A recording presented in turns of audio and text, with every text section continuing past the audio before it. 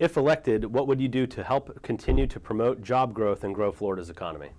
The number one thing that's impeding Florida's economy is that we have overregulated our businesses to death. And it's time for us to take a hard look at regulations at all levels of government and try and get anything that shouldn't be there out of the way. If it's not doing what it was supposed to do, it needs to go.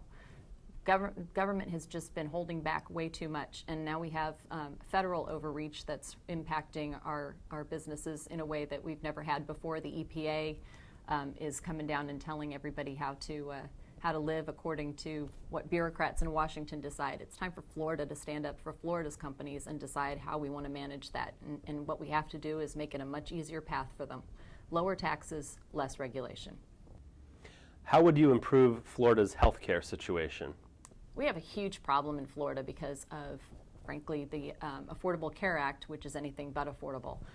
A number of doctors are just overburdened by administrative requirements and have now left their practices or become concierge doctors. And when you have a state that has a number of seniors that are on Medicare, we got to have doctors that take Medicare. We got to have doctors that take Medicaid. Otherwise, we don't have the resources to fulfill the needs of Floridians.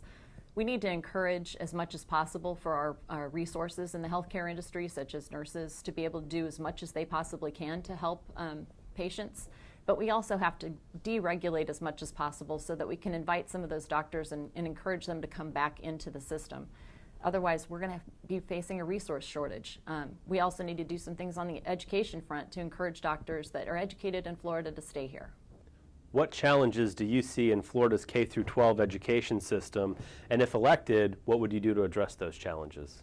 The biggest issue with education is that we have a number of challenges in our public schools that have led parents to want to take their kids out and either homeschool or take them into private schools. I think that the tax dollars should be as portable as possible. I think we should give parents the choice to how their children are educated. And that the only way that we're going to fix it is through competition. The only way we can find out how little it costs to educate somebody is to invite as many people as possible to show us and to compete for it. And I think that's how we're going to ultimately improve education. Also on the education front, we have a number of shortfalls in the vocational world. We need to align business needs in the community with the vocational education programs and make sure that those paths are cleared. Not everybody's going to go to college, so let's make sure that there's a path for the kids that want to go into vocational schools from day one. Hi, my name's Monique Miller. I've been a business leader all my life, and now I'm running for the State House in District 52. You can learn more about me at miller4rep.com. That's Miller, the number 4, rep.com. Thanks.